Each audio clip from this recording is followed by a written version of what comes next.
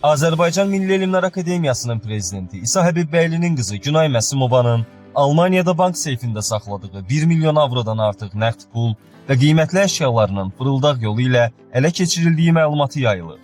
Yayılan məlumatlardan sonra Bakı News-a etibarlı mənbələrdən daxil olan məlumatlar daha da ilginc olaylardan xəbər verir.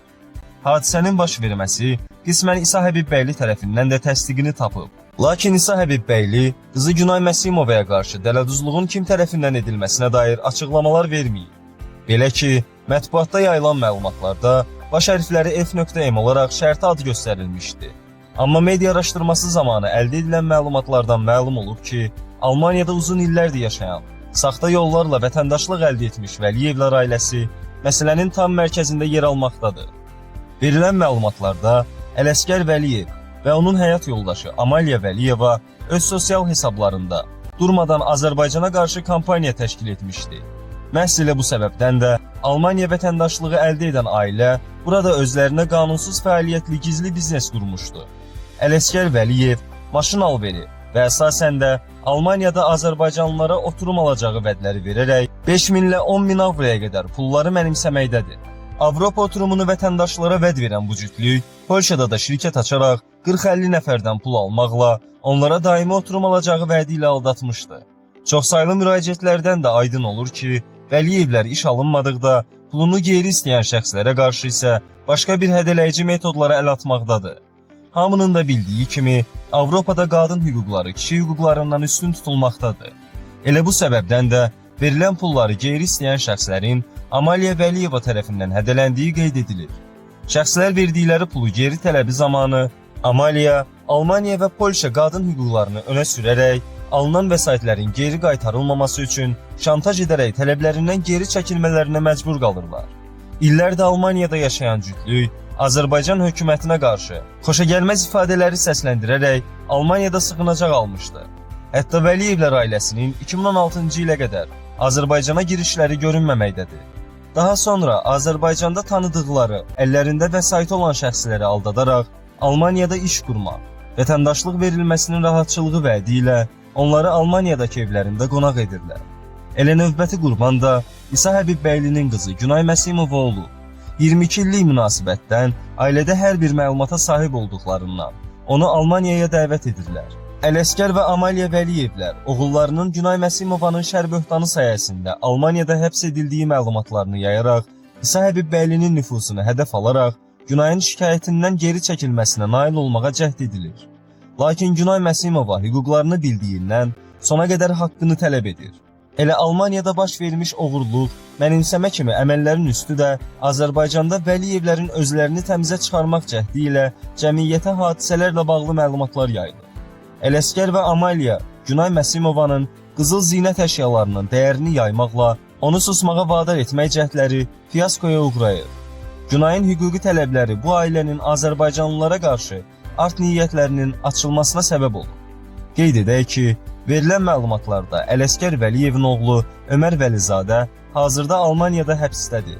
O çıxışlarında Günayın şikayəti əsasında oğlunun tutulduğunu bildirsə də, verdiyi məlumatlar yalan çıxır. Ömərin həbsdə oğurluq, saxta sənədlərin hazırlanması, saxta sənədlə avtomobil satmaq cəhdi və həbs edilərkən üzərində narkotikin olmasıdır. Məlumata görə, Günay Məsimova ötən ilin iyun ayında Bakıdan Almaniyaya öz pul və qiymətli əşyalarını gətirir və onların Nürnbergdə yaşayan tanışı Ələsgər Vəliyevin evində qonaq olur.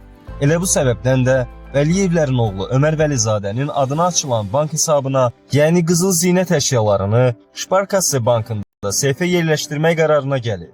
Almaniyada bu tip seyflər adətən yalnız 10.000 avro dəyərinədək sənəd və qiymətli əşyaların saxlanılması üçün nəzərdə tutulsa da, bank onların içini yoxlamaq və ya açmaq hüququna malik deyil. Azərbaycan mətbuatına verilən F.M adlı şəxs tərəfindən güya mənimsənilmə edilməsi isə tamamilə əsassızdır. Ələsgər Vəliyev Bakıda yaşadığı zaman 22 illik tanışı olan Günay Məsimova ilə birlikdə notariusda çalışıblar.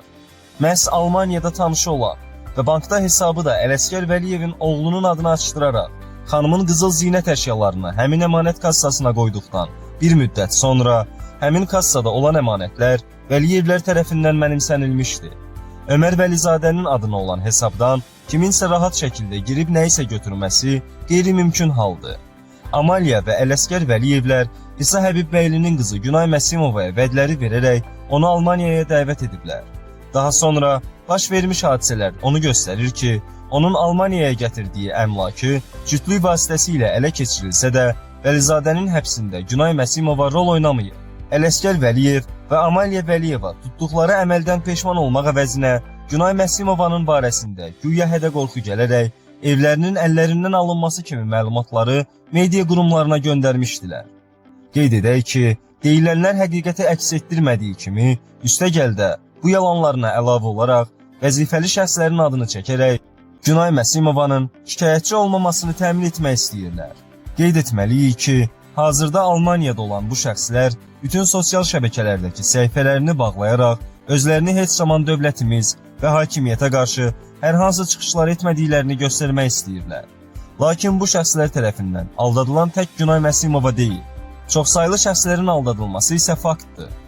Ələsgər Vəliyevin Almaniyada bir neçə pansionat işlətməsi Məsimovanın vəsaiti ilə həmin işlətdiyi yerləri alaraq əmlak sahibi olmaq niyyəti daşımışdır. Qeyd edək ki, Ələsgər Vəliyevin işlətdiyi iddia edilən həmin pansionatlarda Azərbaycan qadınlarının əcnəbilərə satıldığı da verilən məlumatlarda yer almaqdadır. Qeyd edək ki, Amaliya Vəliyeva Photoshop vasitəsilə hazırlanmış saxta sənədlər vasitəsilə Almaniyada vətəndaşlıq əldə etdiyi məsələsi Almaniya hüquq mühafizə orqanlarında araşdırılır. Bu məsələlərlə bağlı yeni məlumatlar oxuculara təqdim ediləcəkdir.